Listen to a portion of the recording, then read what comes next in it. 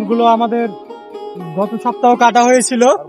গত সপ্তাহ কাটার পরে বর্তমানে ধান বাঁধা হয়েছে একবার। আপনাদেরকে গততে যে ভিডিওটা দিয়েছিলাম ধান বাঁধার পরে এই যে দেখতে পাচ্ছেন, এই যে জায়গা জায়গা গোছ ছেড়ে গেছে। ধান প্রথমত ধান কাটতে হয়, ধান কাটার পরে ধান এই যে এইভাবে বাঁধতে হয়। প্রতিটা আটি বেঁধেছে, এই যে এইভাবে আটি বাঁধা হয়েছে। আটি বাঁধার পরে আবার এই যেভাবে গোছিয়েছে, ওইদিকে দেখতে পাচ্ছেন জায়গা জায়গা গোছানো হয়েছে। গোছানোর পরে আবার এই ধানটাকে আবার নতুন করে গোছাচ্ছে। ওইদিকে দেখেন একটা হাঙ্গা আছে, ওইভাবে হাঙ্গা দিবে।